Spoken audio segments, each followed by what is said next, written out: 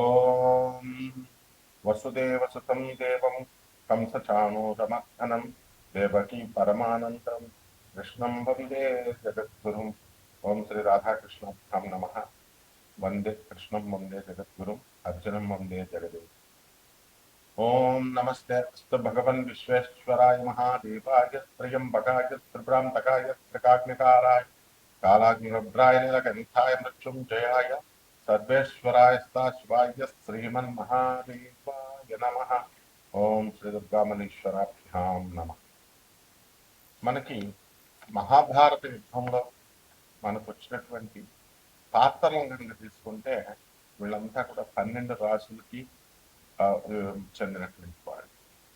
అలాగే ఈ 27 నక్షత్రాల్లో వీళ్ళందరూ కూడా పుట్టడం, అలాగే మనం కూడా ఆ 27 నక్షత్రాలనే పుడతాం ఎప్పుడైనా సరే, ఏ యుగంలో అయినా సరే. సో ఆ బైఫర్కేషన్ అనేటటువంటి దశ అగ్రిగేట్ చేసి పెట్టారు. వీళ్ళు ఈ నక్షత్రాల్లో పుట్టినటువంటి వాళ్ళు, ఈ పాదాల్లో పుట్టినటువంటి వాళ్ళు, అలాగే ఈ రాసుల్లో పుట్టినటువంటి వాళ్ళు. దాన్ని బట్టి మీకే అర్థమైపోతుంది మీరు ఏ రాశి వాళ్ళు, ఏ నక్షత్రంలో పుట్టారో ఆ లక్షణాలను బట్టి.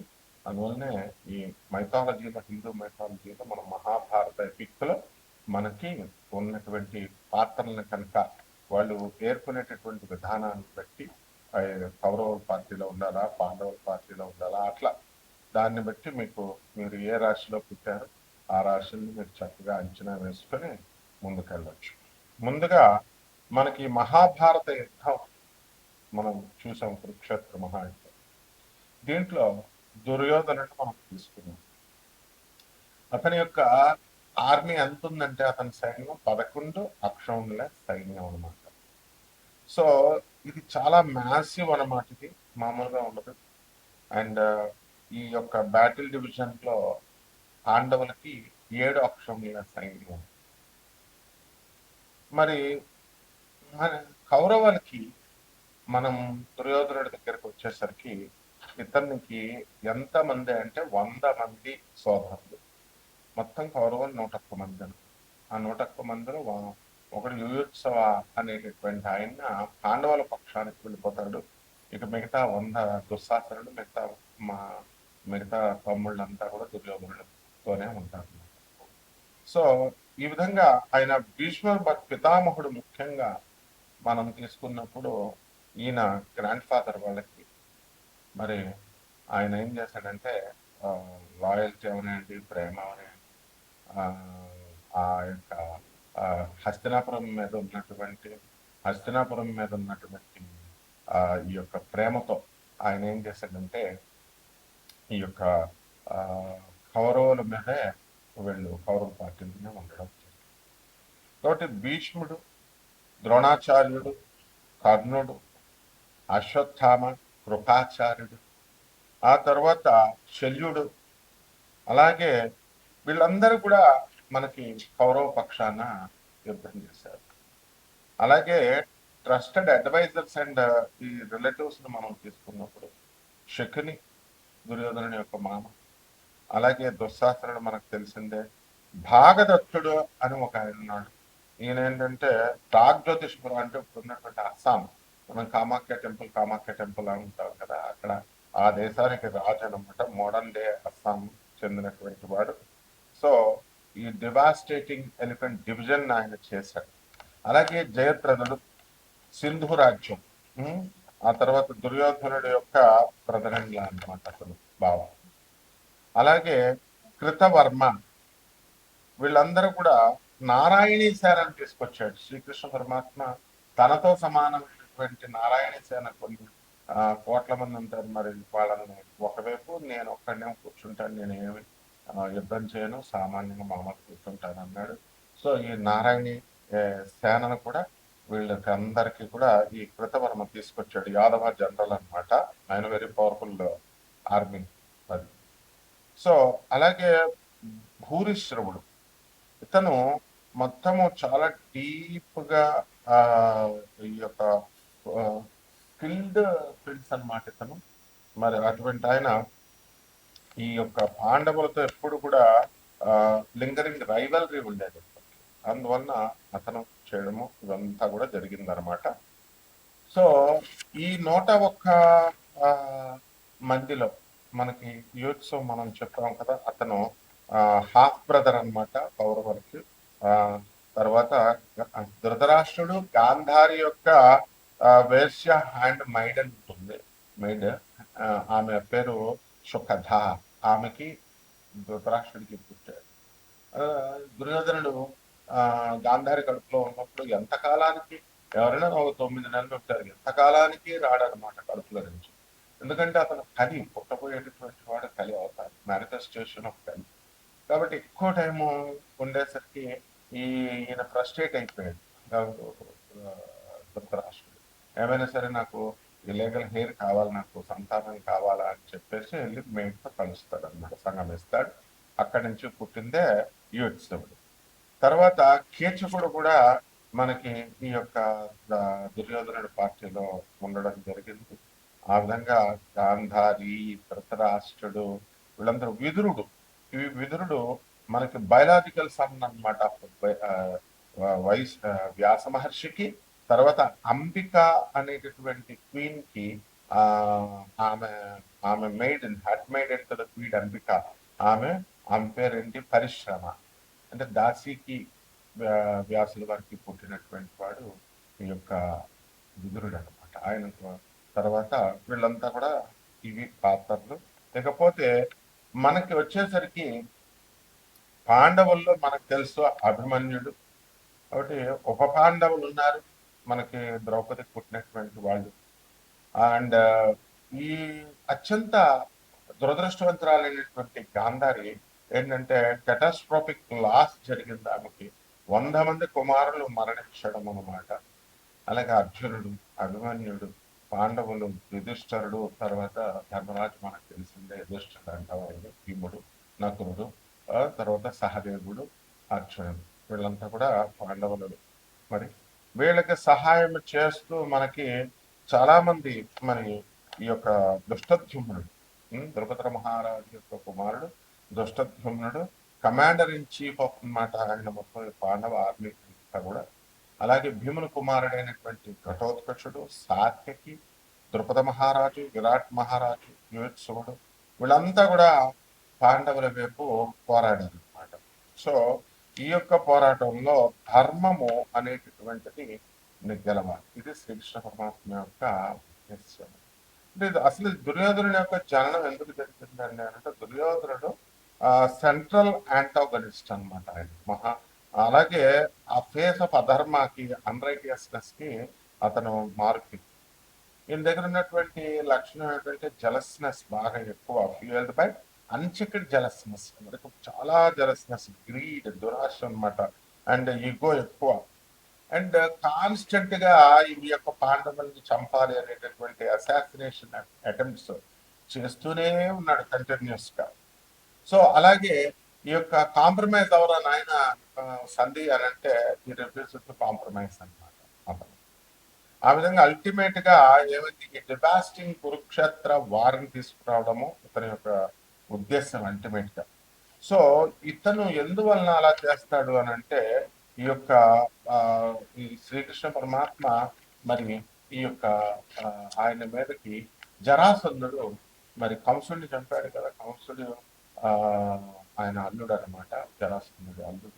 అందువల్ల శ్రీకృష్ణ పరమాత్మ మీద 17 సార్లు బలరాముడి మీదకి వచ్చినప్పుడు కృష్ణుడు కావాలనే మొత్తం ఆ సైన్యాన్ని అంతటిని చంపేసి జరాసంధుని మాత్రం కావాలని వదిలేశాడు.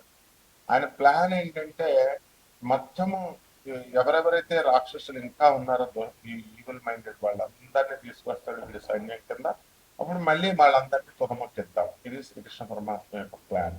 అందువల్ల మధుర మీదకి 17 సార్లు వచ్చినప్పటికీ కూడా జరాసంధుడిని 5 నిమిషాల్లో చంపవచ్చు ఆయన, కానీ చంపకుండా వదిలేసేయడంలో శ్రీకృష్ణ పరమాత్మ యొక్క లక్షణం, ఆ ఉద్దేశం అది. ఆ తర్వాత అతనికి తెలుసు కృష్ణుడికి ఈ యొక్క భీముడి చేతిలోనే జరాసంధుడి యొక్క మరణం ఉంది. కాబట్టి ఈ విధంగా మనకి ఈ యొక్క యుద్ధాలు అనేటటువంటివి జరిగింది. అలాగే మనకి దుర్యోధనుడిని మనం ఎలా చేస్తాము అంటే, అతను ఎర్త్లీ ఇంటర్నేషన్ ఆఫ్ కలి అనమాట, భూమి మీద పుట్టినటువంటి వాడు ఏంటి, కలి పురుషుడు. కాబట్టి ఈ పర్సానిఫికేషన్ ఆఫ్ ది కలియుగ, కలియుగానికి మారిపోయింది అతను, మారు రూపం. అంటే ఇక్కడ ఏంటంటే age of darkness and wise ఉంటుంది, అండ్ ఇక్కడ అజ్ఞానము ఎక్కువగా ఉంటుంది అనమాట. కలియుగంలో ఎవరు చెప్పిన మాట వినరు, ఎవరి మాట ఎవరు వినరు. సో రాదర్ దాన్ ట్రెడిషనల్ గా జీటీ కింద పుట్టకుండా ఆయన ఏం చేశాడు, he was born from a portion of the dark నుంచి పుట్టి, డార్క్ ఎంటిటీ నుంచి పుట్టి ఈ యొక్క డిస్ట్రక్షన్ చేయాలి, ఓల్డ్ ఆర్డర్ ని, పాత తరాన్ని అంతటిని కూడా డిస్ట్రక్షన్ చేసి ఎర్త్ ని క్లీన్ చేయాలి. క్లీన్ చేసేసి ఈ కురుక్షేత్ర వార్ ద్వారా క్లీన్ చేసి ముందుకి మళ్ళీ కలియుగాన్ని తీసుకెళ్లి మళ్ళీ కృతయుగానికి అలా నడపడం కోసం కడిపుంటూ ఉంటారు. సో ఈ విధంగా మనకి ఇన్ని పాత్రలలో మన యొక్క రాష్ట్రాలంతా కూడా 12 రాష్ట్రాలు ఉన్నాయి.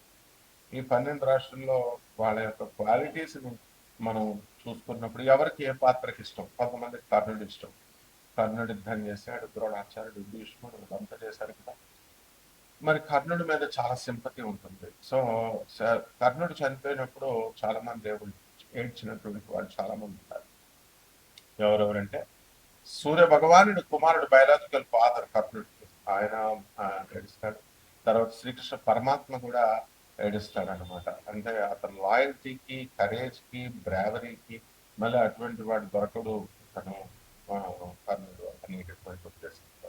అలాగే సాల్వ పర్వంలో, శల్యపర్వంలో దేవుని చెప్పబడిందంటే శ్రీకృష్ణ పరమాత్మను అర్జునుల వారు ఇద్దరు కలిసి పార్టీ చేసుకుంటారు, సెలబ్రేట్ చేసుకుంటారు కర్ణుడు చనిపోయినప్పుడు.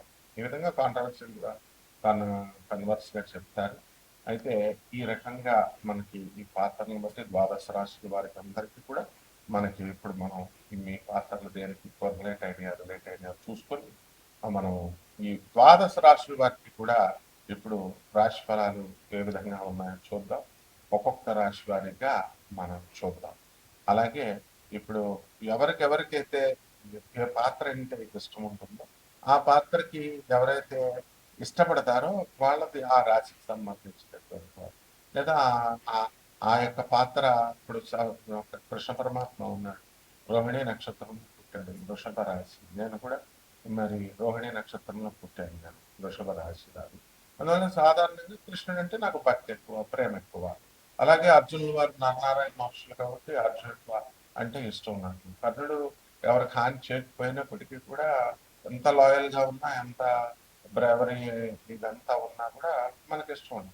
అలాగే మీరు కూడా మీ యొక్క రాశుల వారికి మీకు ఈ పాత్రలు నేను చెప్పాను కదా, ఆ పాత్రలను బట్టి మీరు ఒక్కొక్కటి అన్వయించుకోవచ్చు. ఆ రాశిని చూసుకోండి ఒక్కొక్కటి. ఓకే, ఇప్పుడు ఒక్కొక్క సింహరాశి.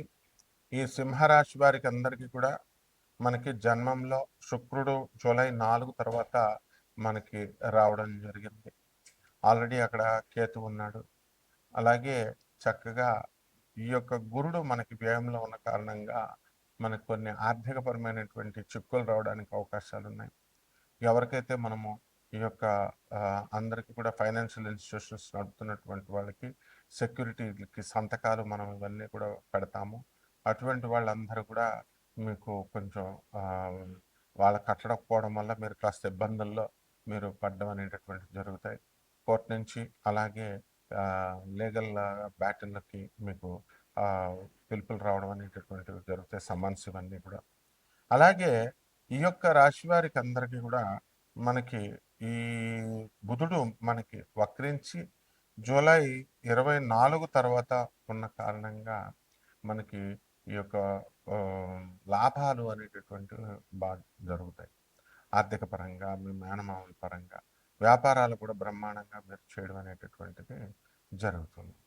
తర్వాత చక్కగా ఈ యొక్క కిరాణా షాపుల వ్యాపారము, డిమార్టులు ఇలాంటివి, తర్వాత బట్టల వ్యాపారాలు, ఈ యొక్క ఉప్పు చేపల వ్యాపారాల దగ్గర నుంచి ఫార్మా వ్యాపారాలు, ఇలాంటివన్నీ కూడా చాలా మంచి లాభాలు మీరు తీయడానికి అవకాశాలు ఉంటాయి.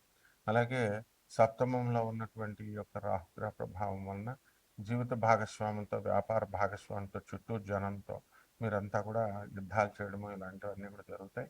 అలా కాకుండా మీరు చక్కగా అష్టమంలో ఉన్నటువంటి శనిగ్రహ ప్రభావం వలన మీకు పనులన్నీ కూడా లేట్గా అవడము ఇలాంటివన్నీ కూడా జరుగుతాయి.